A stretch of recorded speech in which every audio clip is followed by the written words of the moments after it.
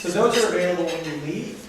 If for some reason we run out of those packets, as you're heading out, go ahead and just leave us your business card and we'll make sure you get one of those packets. The other option too is we'll be putting those up onto the Chamber's website fairly soon. So just kind of to get that out of the way first, just make sure as you head out to grab those. Also, before we start today, we're going to have 6 candidates up here, 2 for the County Commission and 4 candidates for the City Council here in Newberg. AM 1260 KOIC, and we are live from Friends Academy, Friends View in Newberg, and they're getting ready to the housekeeping items right now. So we are looking forward to bringing this broadcast live on KOIC. County Commissioner race, Yamhill County, San Antonio in South Peralta, and also the Newberg City Council race with Sarah Ryder as one of the challenger versus the incumbent in that race. Let's go now to the podium. The Chamber's Government Affairs Commission or Council. The mayor's a bit of a known quantity at this point, so we wanted to make sure we gave more time for the City Council and County Commission candidates to share. And also from the Newberg City Council, we have Ryan Howard, right over here. Denise Bacon, in the back. As well as Mike Porter, also in the back.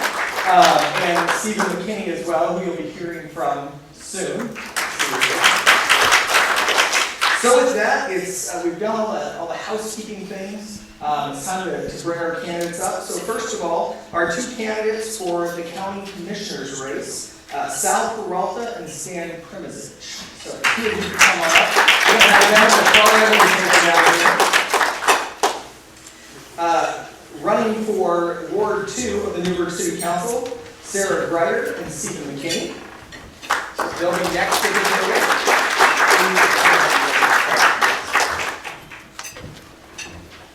Running for Ward 4, Tony York.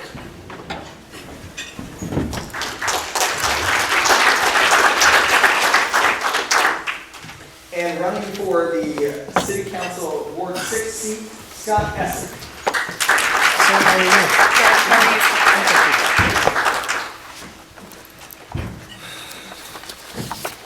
It's all situated up here. Of course, at any time, if you need more food, feel free.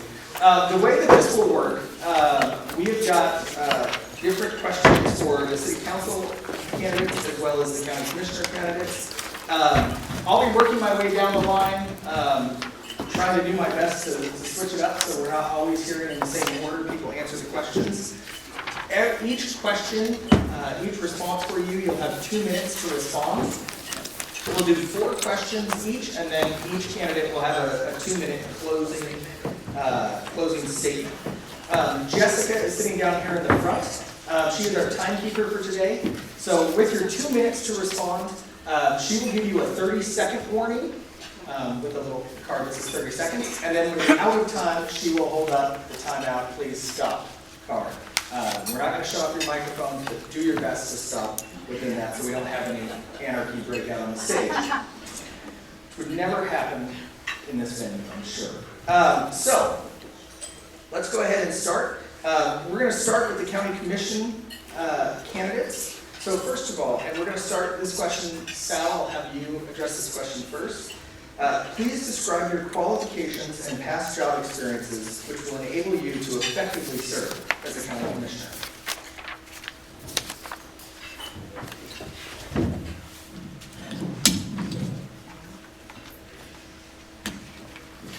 Good afternoon. Thank you for all coming today. My name is Sal Peralta. I'm a candidate for County Commissioner, Position 1. I have been at this for over a year, so you'd think I would be over my basic fear of public speaking, but sadly I'm not. So I guess I will just kind of launch into to who I am. I have lived in Oregon for almost 20 years. I live in McMinnville. My wife is on the faculty at Linfield College.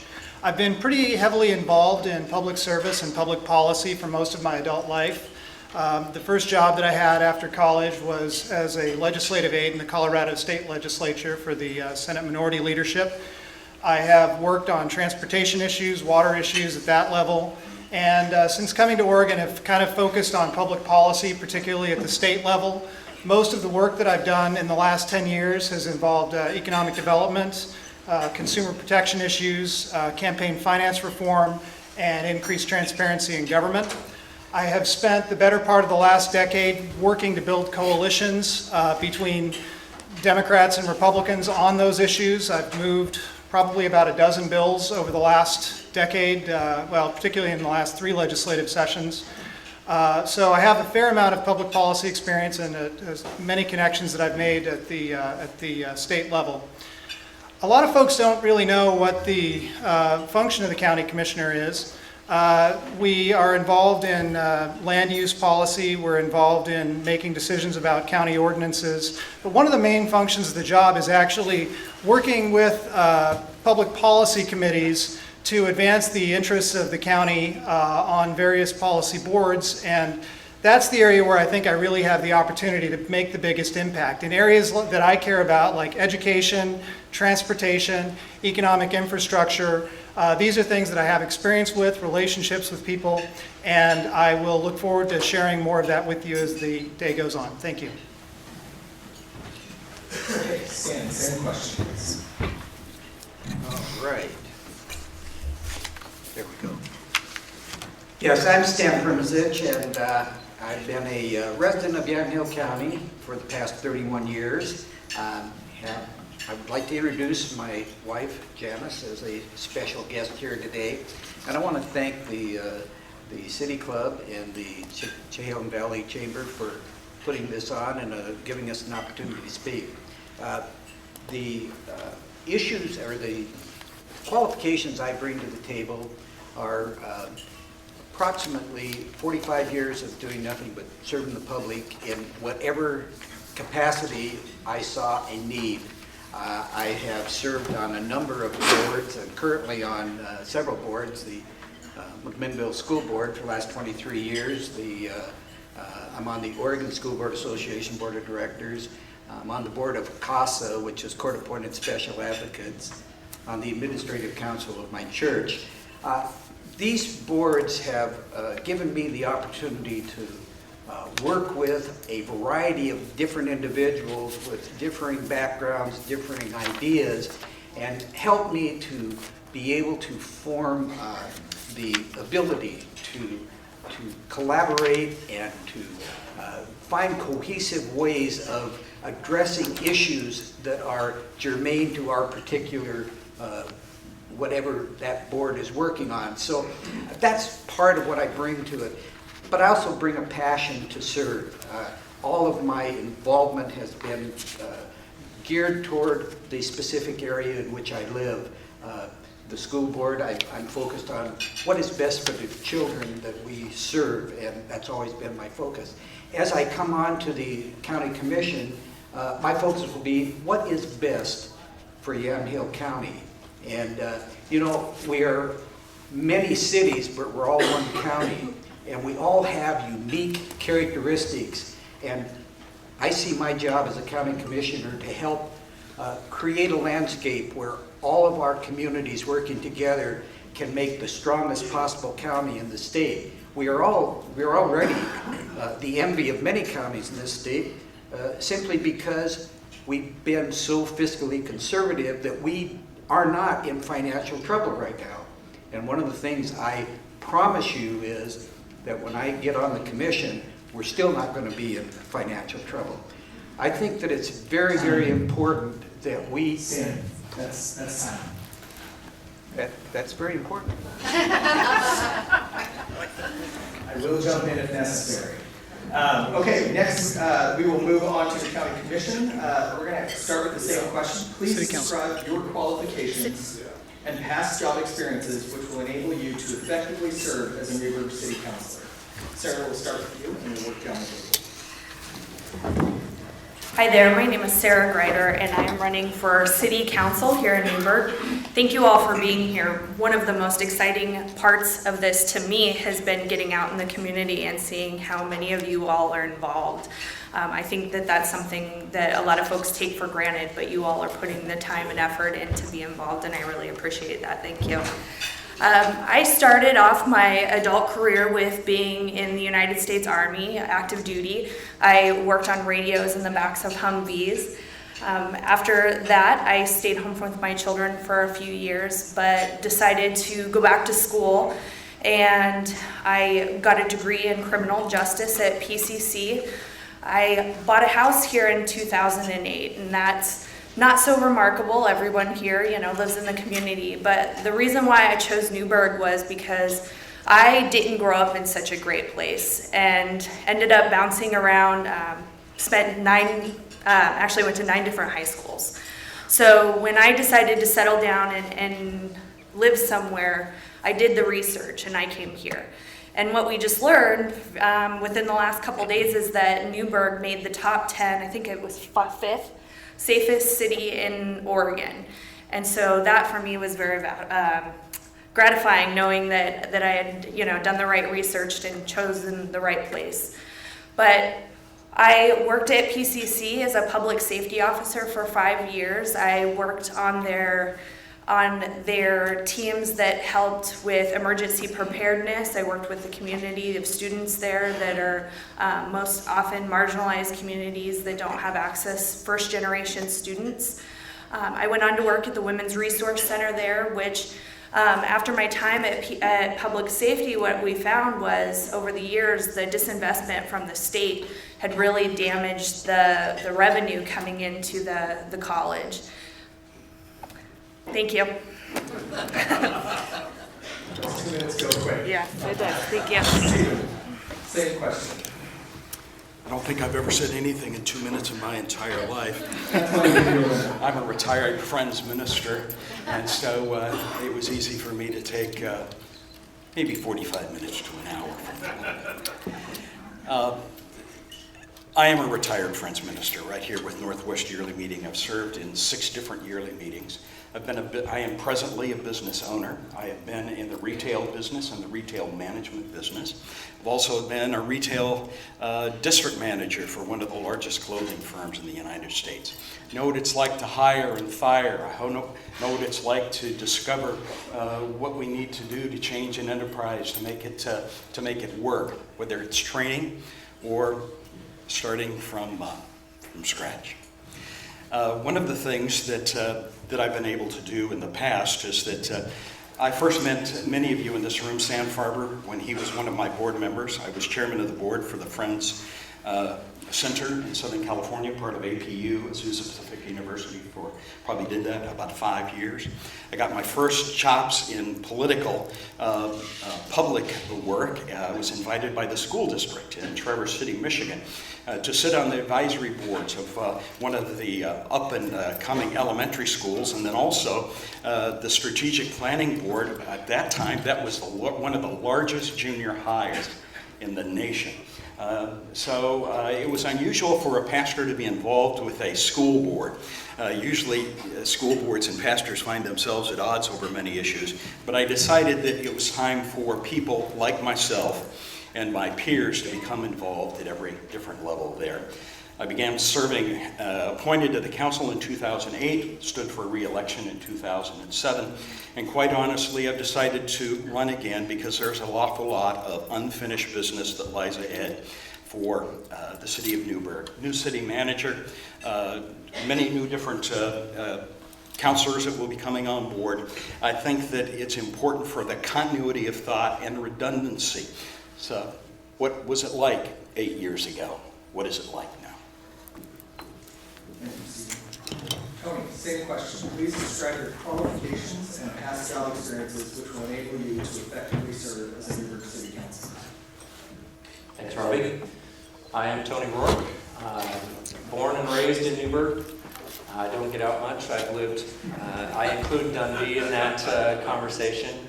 I have lived outside Newberg, Dundee area for a total, I believe, of 11 months. Dundee for 4.5 years, the rest of my time here in Newberg. I'm married, have 2 kids currently here in Newberg. And I work downtown Portland as a director of underwriting for a life insurance company. Manage that department, lead that department, serve on the leadership team for that company. In addition, I've been on the Citizen Rate Review Committee since I believe it's 2008. As a member of that committee, we review the water, sewer, wastewater rates and the capital improvement projects tied to all of that. Took over as chair of that committee, I believe in 2009, and have been the chair of that committee ever since. I've served on other boards throughout the years, George Fox Alumni Relations Alumni Board. I currently serve on a couple guarantee associations for insurance, Oregon and Washington. I believe all of these board positions and my actual employment leads to providing some needed leadership or expansion on the leadership that's already been provided. I have the budget, the fiscal side, the math side. Getting into the city of Newberg, I obviously care for the city. I've stuck around here for, I won't tell you how long, quite a while. And I want to see this community continue to grow in a healthy way, logically and with planning. I think there's an overall balance that we need to strike as we continue to grow and move forward as a community. Provided goals for the city, strategic plan for the city to move it forward in a logical fashion, I think has been missing in years past, although has been worked on recently with City Council. So that's what I plan to bring. Thank you. Scott, same question to you.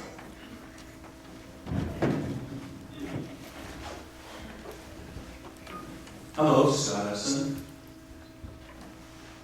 First of all, I want to thank everybody for attending today. It's good to see that there are people out there that actually care what we think of here. And I'd like to thank the Chamber especially and the City Club for the sponsorship. I'd like to introduce my wife, Eileen. She's my special guest today, and she's here supporting me, trying to tell me don't speak in word salad, trying to tell the people what you're about. And to that end, my background, I graduated from John F. Kennedy University and with a Bachelor of Science in Public Administration. With that degree, I've been in service for 31 years in the public sector, and I've served as park superintendents for cities as large as 350,000 with budgets of well over $1 million. Golf courses, had 3 golf courses down there for the city of Stockton. I was a certified arborist, ISA certified arborist, and so I'm well versed in conservation.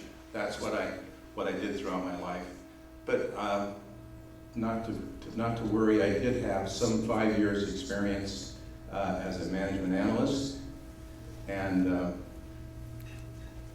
also 5 years experience in owning a business. So, and one of my things that I was very proud of was that we worked with the RMDC, which is a recycling grant from the state, and we partnered with the Chamber of Commerce. So I've worked with chambers as a partner, and they've done quite a job. So with that as my background, that's what I bring to the table, and I thank you for your having me here today. Okay, thank you. Our next question, we're gonna stay here in Newberg, not go county-wide yet, although depends on how you take these questions. So Tony, I'm gonna have you start with this question. Also, I'll throw this out. You're welcome to stand if you'd like. You're also welcome to stay seated. Whatever you're most comfortable with, I'll just throw that out. So Tony, the next question is, what is your vision for Newberg? Wow, that's pretty broad. I'll stay seated. My vision for Newberg, is really one of balance through priority setting and strategic planning purposes, really. Balance being my overall summary word. I view the balance through fiscal responsibility. We've had challenging budgets over the last, 6 years, and it's continuing to be a challenge for the city. So balancing the fiscal responsibility, prudent planning for the unforeseen, if you will. Economic development, balancing the fiscal responsibility with economic development, bringing the businesses in, making policies that allow businesses and allow businesses to want to come to the area, giving them the freedom to come here, balancing out the tax base, and spreading that out. Planning for the future in general goes into all of this. Safety, I think, is overarching. You got to balance in the safety. The one area I will watch for and want to watch for is spending too much in one area and neglecting a different area. If we spend too much on safety, as an example, and neglect the computers that the city uses or other areas, to me that's not exactly smart and not a good planning process. Transportation, we know our streets situation is a little dire in certain areas, but it goes beyond streets, the walking, the ability within the city. We have worked on the biking within the city. I think that's good progress there. Livability, you want the people here to stay here and love being here, and that goes kind of overarching with all of these policies. That's basically it. Thank you. Scott, what is your vision for Newberg? Well, I came to Newberg primarily to retire, and I was minding my own business, but people asked me, what is it that you, what was your background? And I stupidly tell them, and so in the meantime, I get a lot of opportunities to get involved in the community. I enjoy this community. This is a wonderful community. I just want it to be the community it is and reach all the potential it can reach. And right now, we're under, as everybody knows, fiscal problems nationwide. So there are three things that I think need to happen here in Newberg. The first thing is to make sure our transportation system works. I don't know if anybody's been here on Friday nights, but it gets pretty crowded. And I think with what's going on with the bypass, that's going to give us a great opportunity. Currently, we basically have a 6-lane freeway running through the center of downtown. I would like to see if there's a way that we can redevelop our downtown so that it can be with proper scale for our pedestrian traffic, and we can have the wonderful art. I believe in public art. I want beautiful restaurants. I want baskets hanging along the road, flower baskets, making it a place where you can come, make it a destination city. And it already is a lot of those things. It's just a matter of making it happen. Finally, jobs are important if you're going to live here, and that isn't going to happen as long as we continue to be fettered by the growth boundaries that are part of the state mandate. So that's something that I know the city is now working to increase our boundaries. I'm very much in favor of that, and I'll work to do it. And that's primarily where I'm going. Okay, thank you. Stephen, can you show your vision for Newberg? Well, the first thing that I learned is that it's not my vision. It's not the council's vision. It was here at the primary table for the county commissioners that people have the audacity to speak, we'll let this business come in if they can achieve this goal, or this goal. We need people with vision, horsepower, and the cash to bring things to pass in this city that we can do together, things that we can achieve together that can't be achieved alone. We have CPRD in this building. We have the Downtown Association. We have the council. We have the Chamber of Commerce. We have the Cultural District. There's all kinds of entities that can help shape this vision of what Newberg can be. It's going to have to be done in phases because there's literally, we couldn't tax you enough to make a major difference.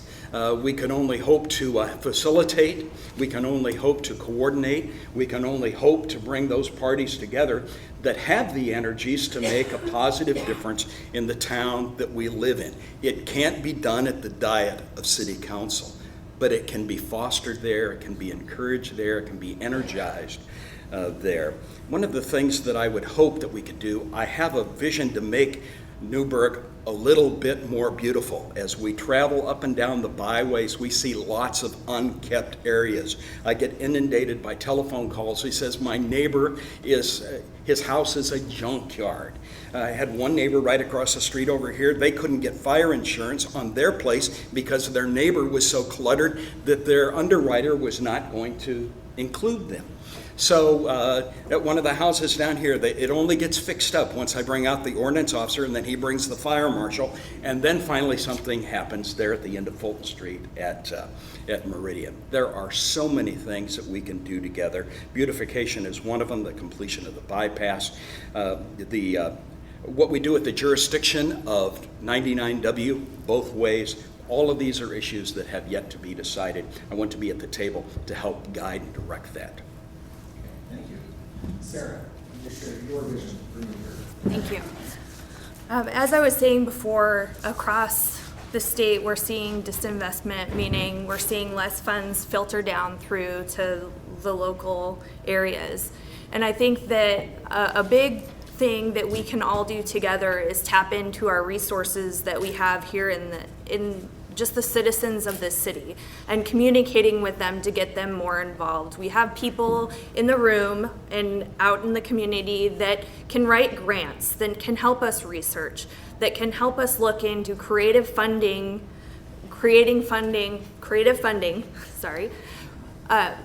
that can also be models for how we can raise funds for this city.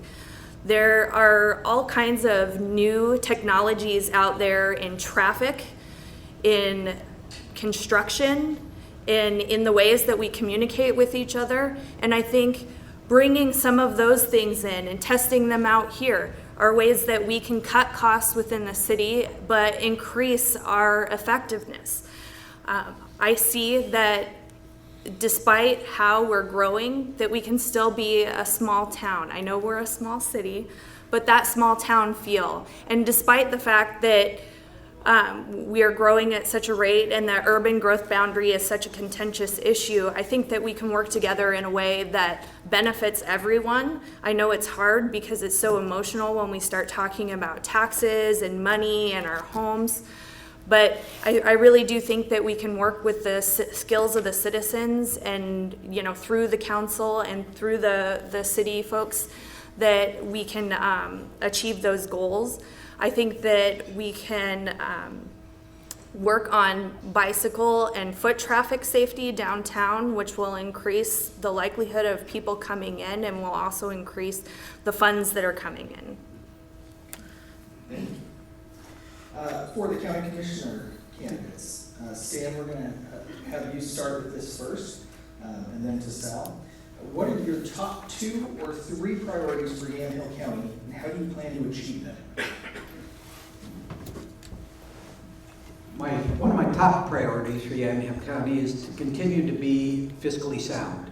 And one of the ways I intend to do that is to bring to the table my 31 years of financial advising experience, my years of service as a district manager with the JCPenney Company, owner of a couple of small businesses. I've spent many, many years helping to develop business plans, business models, in a sound fiscal manner, and that's what I intend to do with Yamhill County. The other part of the other aspect of Yamhill County is the greatest asset we have, and it was mentioned here at the table. Not only in Newberg do you have a wonderful wealth of people, and that is the greatest asset of Yamhill County. running for county commissioner has given me the opportunity to get out among the various cities in our county and find out that, wow, we're really terrific. Newberg alone just fascinates me.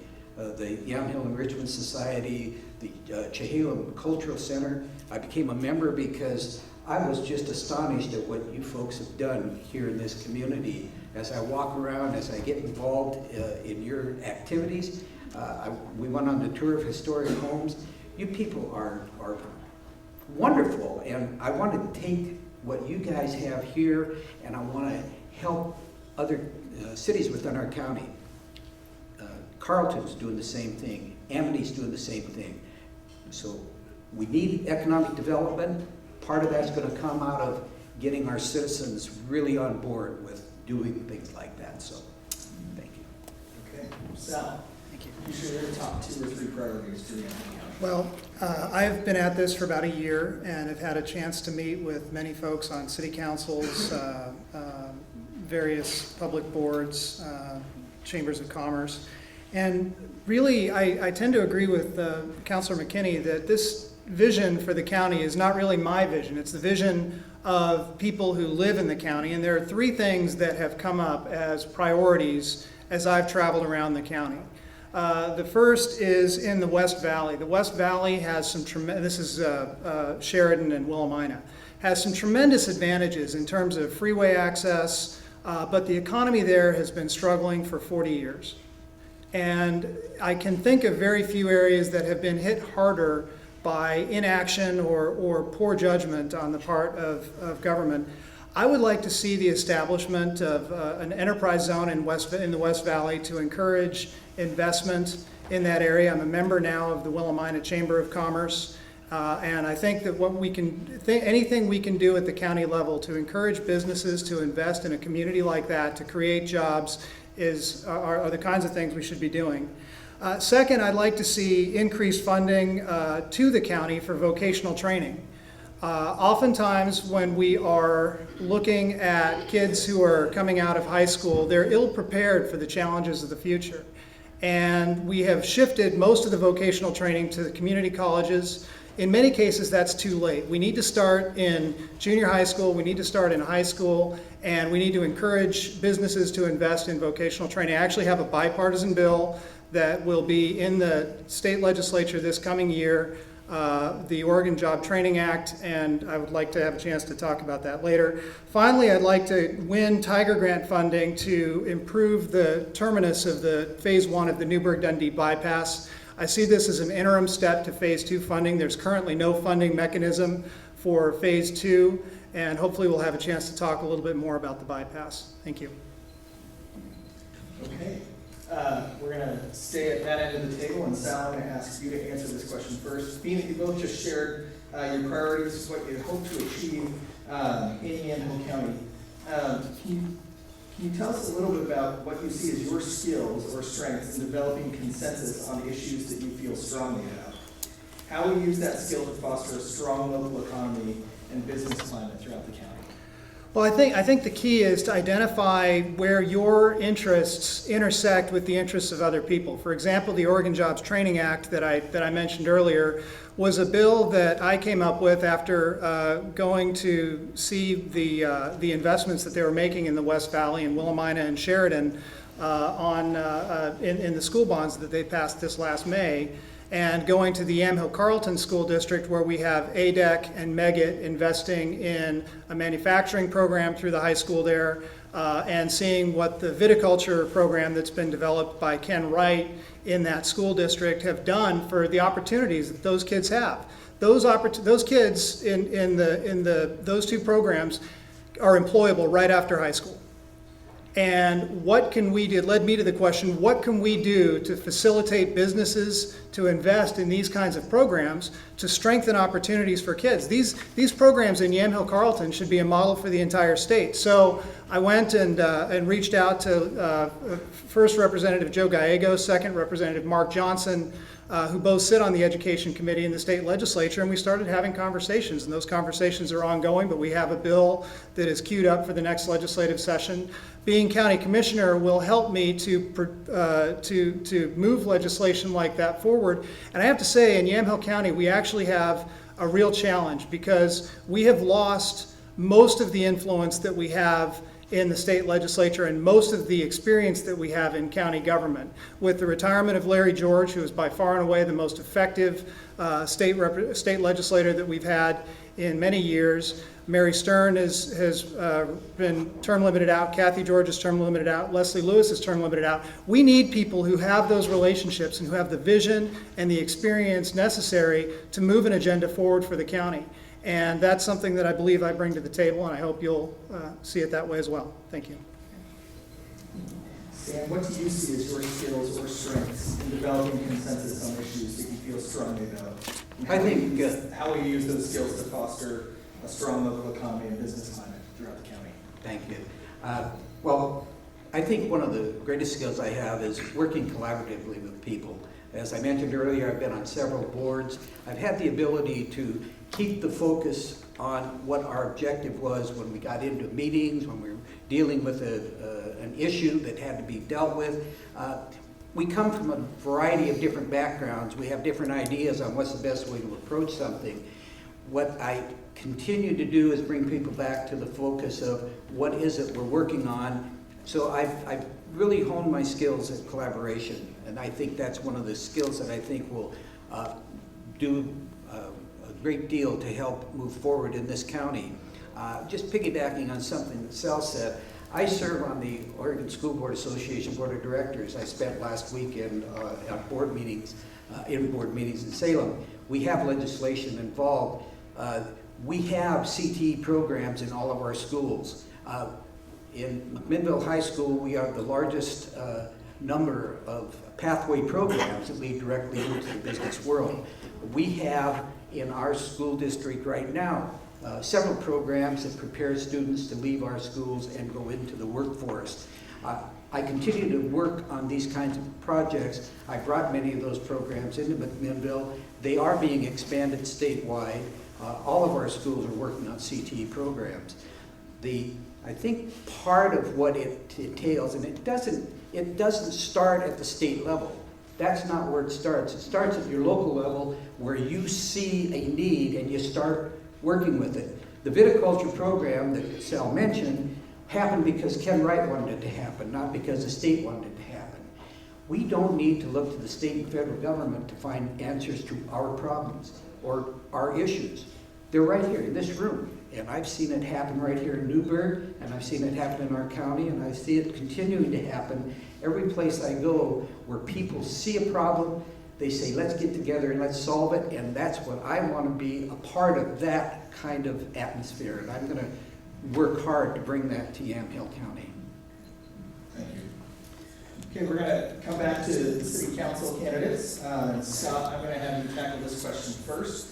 A number of you talked about the financial challenges of the city. So kind of along those lines, the city of Newberg's general fund has had some severe challenges over recent years. The current city council and some staff have looked at a number of ways to increase revenue and decrease expenses. One of the things that has been in discussion at various times is looking at a local food and beverage tax. Would you support such a tax? Why or why not? Well, as far as food and beverage taxes, that's one of those taxes that I find a difficult time supporting, especially from the standpoint that you have a difficulty for the people that are paying those taxes. It's a general tax across the board. People that can afford to pay it, of course, can afford, but there's people that don't have a lot of money are now having to spend their money for additional taxes. I would prefer to perhaps go with the gas tax and have it be targeted to certain kinds of issues. So my question then would be, okay, we don't have enough money, so let's raise taxes. I think that's a difficult thing to sell right now to the public. They really want us to work within the funds we have. Now, you would also hear me say yes, but I want to have it downtown redevelopment zone. A place I would go would be to look at how our bonds are financed, how some of the financing that is in place. What are the rates we're paying on that financing? Can we lower, say, refinance sort of like we would our home?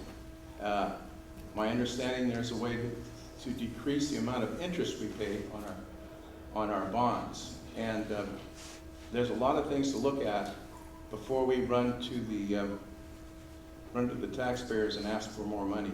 So I'm a little bit early in the game to know for sure that that's where it is, but I have a suspicion there's a lot of places we can look before we ask for more taxes. Thank you.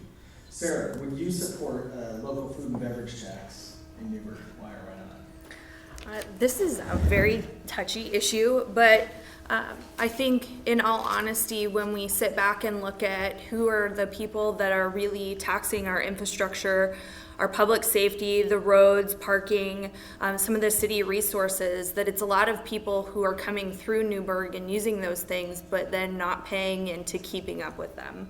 So in my opinion, I think that looking at creative ways to tax food and beverage for folks that are coming through that are a transient population of tourism and people moving through on the highways is a creative way. It would need to be fine-tuned. It would need to be in such a way that we're not discouraging people from coming to Newberg. But I do think that it's a way to help fix some of the issues that we have with revenue in the city. Stephen, your thoughts? Well, first of all, you don't want to hear all of my thoughts. Your thoughts on this issue? Yeah. You're speaking to one of the guys that voted no on the present budget. Budgetary process is an absolute dread. It's every Tuesday night for weeks and weeks and weeks. We couldn't raise enough taxes to do what we need to do in the city of Newberg. We've just recently studied roads and the infrastructure there. About 28 million would do it before we reach a critical point 7 or 8 years from now, before some of the present surfaces turn to rubble. Where's that $28 million going to come from? I don't know if you could tax food and beverage enough to make a dent in that particular number. What we do as far as taxes and fees need to be well thought out. The chief of police here did an excellent job when he proposed the safety, public safety fee here in this particular town. It completed a project of bringing this town up to par with other communities just in the needs of police officers. Did a very, very good job there. It's something that was tried first in Jacksonville. It was vindicated and upheld by the courts there. But that's only one tool that's available. In 30 seconds, I can't tell you, revenue streams are limited. There's only certain things that can be brought to the table. You just can't dream up a new idea. This city pays the lowest interest of, it's beyond belief. Maybe, sometimes interest doesn't amount to a hill of beans compared to the projects, that we're involved in here. Jackie needs about $3 million to make her budget work. So the redundant knowledge of persons seated at this table and out there, it has to be a group effort. And this particular community, we believe in a community that comes to the budget meeting. It goes from there to city council. We start with a broad spectrum of persons. I apologize for going over here. But financial issues keep me up as a city councilor. Okay, Tony, what are your thoughts on a local food and beverage tax? Well, I think I'm probably similar to Councilor McKinney. First of all, I'm not educated enough at this point to speak to the specific tax on food and beverage, but I'm similar in the way that I don't know that there is no one be-all end-all to our fiscal issues. we need to have a larger scope planning session to get out of and move forward and get beyond our challenges somehow. And that starts honestly with goals and a strategy to hit those goals. If our goal is to be the tourism area, and to get that we need to tax food and beverage in the end, might that be a possible solution? Yes, it might be a possible solution. Is it something we should do right now? I guess I can't speak intelligently about that right now. We have issues in the city financially. Our citizens have issues financially, and raising taxes isn't always the answer. It could be part of the answer as long as we have a holistic approach. That gets back to my balanced thinking. There is no one answer to this. So to me, it needs to be a broader conversation that I need to be in on, and I haven't been yet. Okay. I'm going to ask a similar question, kind of along those lines, to our commissioner candidates. And so Sal, if you would answer this first. Given the projected population growth of Yamhill County, how do you see the county maintaining roads and infrastructure moving forward? Well, this is absolutely one of the million-dollar questions, maybe $30 or $40 million questions for Yamhill County. As the population of the county grows, we need to make sure that the economy grows as well. This is one of the reasons why in areas like the West Valley, I'm pushing for an enterprise zone to encourage new business investment in that area. The only way to develop infrastructure is to build an economy that supports that infrastructure. And I want to push back on a comment that Stan said. He said, a lot of these solutions are local solutions. And that is true, except when it comes to funding. Yes. Yamhill County benefited from nearly $200 million in state funding to get the Newberg-Dundee bypass Phase 1 completed.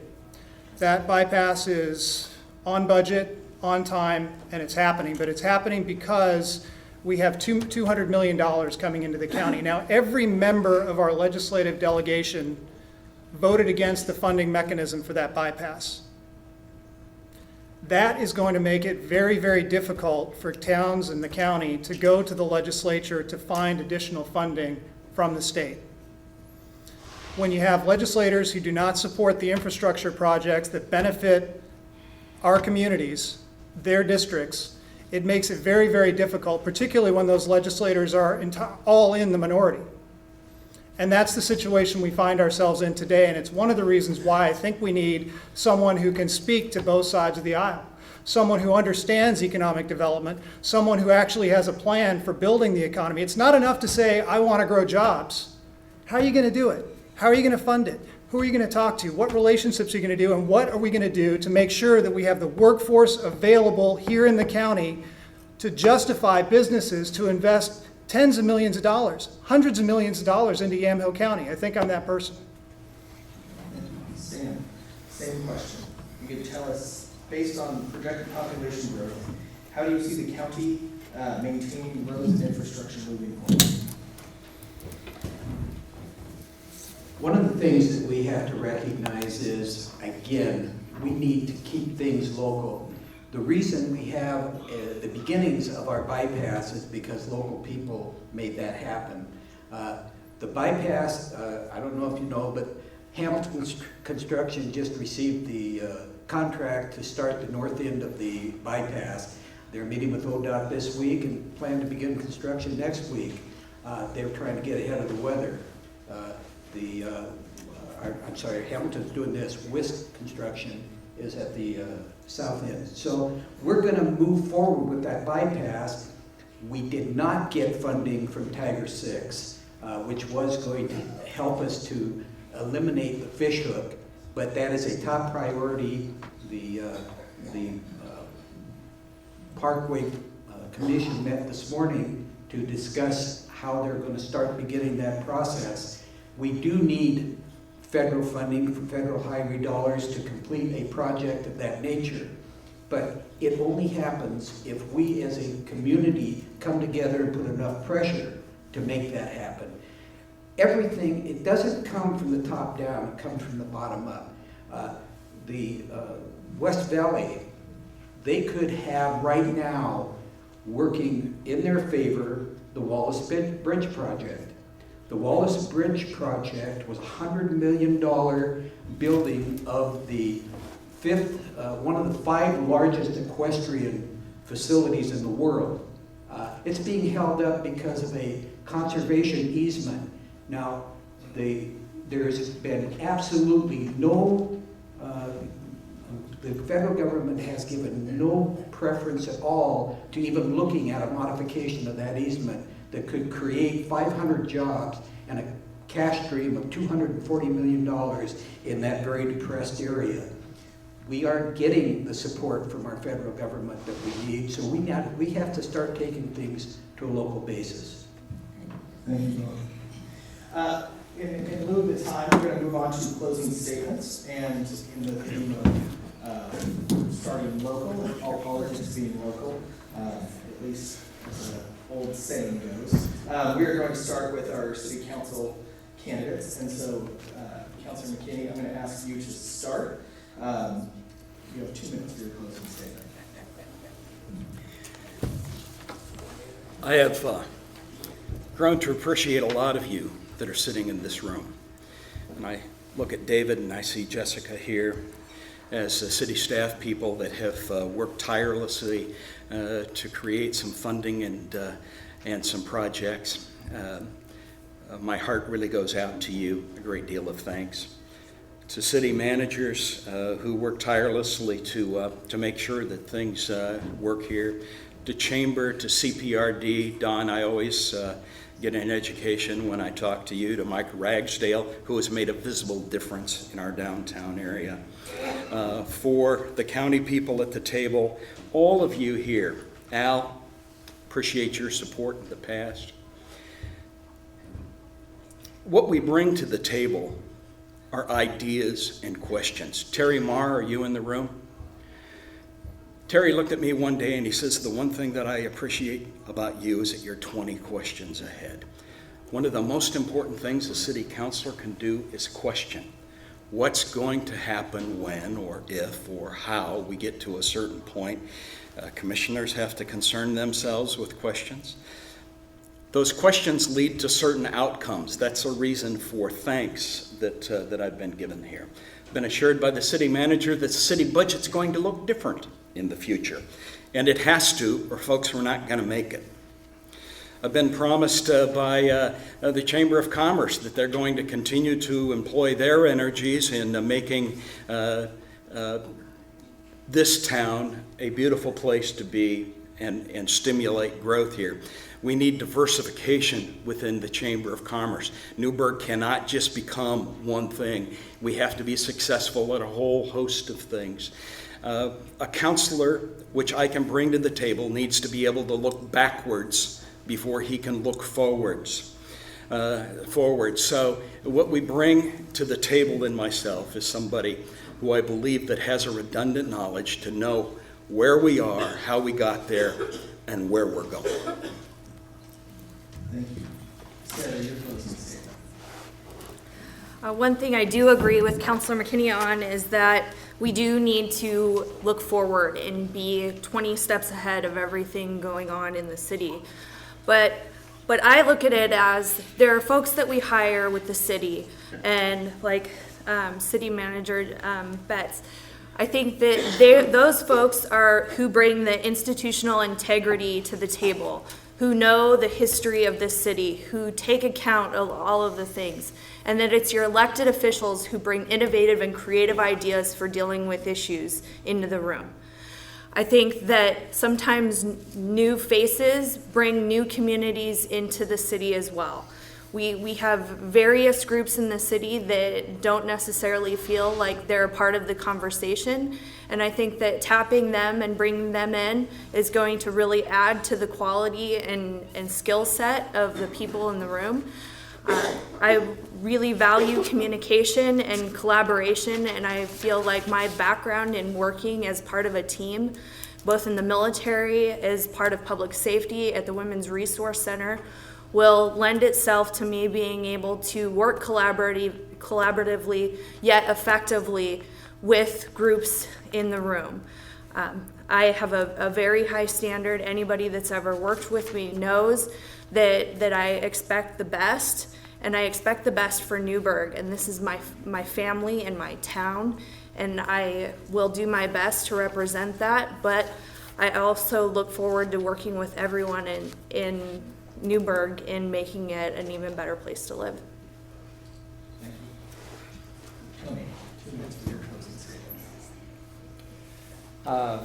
I've said this before, but I'm really hoping to bring the balance, a balance to my position if elected on the city council. That balance coming through planning, and that planning being done not just at city council, I think as others have mentioned, but including business, community, park and rec, school board. It is all of our community, and the city has the ability to create policies, change policies to hit whatever goals and vision we have to make Newberg and where we want to take Newberg. I want to be a part of that. I want to help drive that strategy and the goals, and I want to be a part of hitting those goals ultimately. I think the communication of where we want to go is key. Trying to get more information into the citizens' hands. Whether they actually go and consume that information is on them, but getting that information out is key. The planning process for me, given my positions, is important, and then the execution happens from there. And I agree, we have great people on staff and at Park and Rec and in our school system who can execute the vision and the plan that we create for Newberg or amend as we go. Thanks. Thank you. And Scott, your 2-minute closing statement. Well, as I started out on this path, first thing I did was I went to the Newberg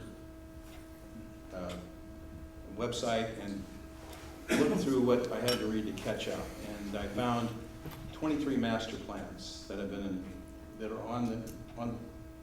on the list of what you can look at. Some of them in the several hundred pages. So I've spent most of my time reading since I started down this path, and the feeling I get as I keep going forward is I must hurry, for there they go, and I'm their leader. And that's exactly what has to happen. Because as I look, I see the Chamberlain Parks and Recreation District doing a lot of work downtown. I see Newberg schools evolving and working to be the best school district it can be. There's nonprofit organizations working to make this a better place to live. There's profit organizations making this place a better place. And with all of those in place, I don't want to forget the religious organizations that are such a major portion of the city. So what I see is that the city of Newberg needs to start putting into place some of these plans, and at the same time work with the community to make it happen. And that's really my goal, is to see if there's some collaborative way that we can focus all of this tremendous abilities and activities that are already occurring to make it actually happen. Because we're under, we're under stress. At least I see it financially. And I believe that with my background, I'm going to be able to look through there and find ways that we can make this work. But I'm going to need your help. And that's basically what I'm bringing to the table, is a lot of hard work. Thank you all. For the county commissioners, closing statements, I'm going to have Stan first, and then Sal will finish us off. So, Stan, go ahead, your 2 minutes. Thank you. We have an organization here in Newberg called the Christian Chamber of Commerce. And I went there this morning, and it was really interesting because one of the things that I brought away from that was one of the things that I'm going to bring to this job is a strong set of Christian values. I've tried to live that all my life, but it was really brought home to me this morning in the message that was delivered there. You know, I think it's important to note the various organizations that have endorsed my candidacy for this seat. We've got several groups. I'm a proud Vietnam veteran. I fought for this country, and I will fight for this county. We live in the greatest country in the world. We are in a great state, but the gem of that state is Yamhill County. And I intend to make certain that we continue to move forward with this county and make it even better than it is right now. And that's going to be a real step. The Oregon Right to Life has endorsed me. All three of the sitting county commissioners have endorsed my candidacy. The three gentlemen who were vying for this seat, along with Sal and I in the primary, have all stood up to endorse me. I've got a long list of them, but all I want to say to you is I guarantee you that when you elect me, your county commissioner, you will have a person who will bring a purpose, a dedication, and a drive to this office that you have not seen in the past. Thank you, Sam. Sal, your 2-minute closing statement. Well, I think that Mr. Primozic is exactly correct that the socially conservative establishment that elected Commissioner Sterrett, that elected Commissioner Springer, have heavily supported him in this race. I think that the county commission benefits from having checks and balances on the commission. It's a role that Commissioner Mary Stern has played for many years. Commissioner Stern endorsed me in this race. I've been endorsed by several of the mayors and city councilors around the district. And I think the reason why I've been endorsed by these people is that they understand that I've come to them, I've listened to the concerns, I've listened to the problems that their communities are facing, and have worked with them to come up with a strategy to deal with it. It's not platitudes. Government should not be about platitudes. Government should be about doing the hard work of the people's business. Councilor McKinney mentioned that Newberg has a $24 million roads problem. $24 million. If you look around the county, you see those problems persist throughout the county. We have in Carlton, they have a $12 million water infrastructure issue that they need to deal with, $6 million in water infrastructure that needs to happen in Willamina, $12 to $16 million in Sheridan. These are issues that we need to address, and we need to address now, and we cannot put this off for another 8 years or another 12 years. I am someone who has never been deeply ideological. My entire emphasis, my entire reason in politics is not to promote a particular social point of view or to fight the culture wars. My only interest is in trying to build the kind of community that we need in Yamhill County. We need a stronger economy. We need better infrastructure. These are all vitally important roles for the county commission. And I think that the relationships that I've built, both in the state legislature and around the county, will put me in a strong position to serve those interests. This is about public service, and I thank you for your time. Thank you so much.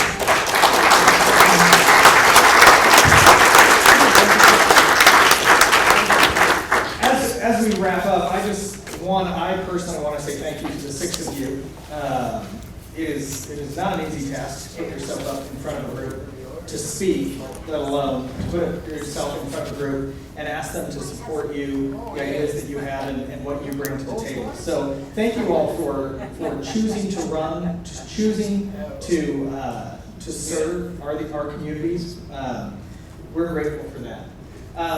I just want to say again, as you leave, make sure that you pick up our candidate questionnaire. The purpose behind this, one of my roles with the chamber, I serve as the current chair for the Government Affairs Council of the chamber, and really more than anything, our role is to help convey information to our membership and members of the community, to help make sure that you are aware of who it is that's running, what they hope to do if elected. And so more than anything, the reason for this packet, the reason for today's event, and the other 3 forums we've had this year is really to help inform you so that when you go, well, you don't go to the poll, but when you go to your mailbox and get your ballot in a couple ways, you'll be much more informed and prepared to vote for the future leadership of our area, both our city and our county.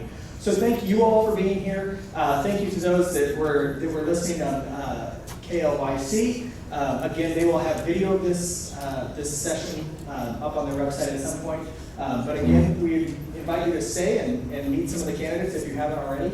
Otherwise, thank you so much, and give one more round of applause to all of us.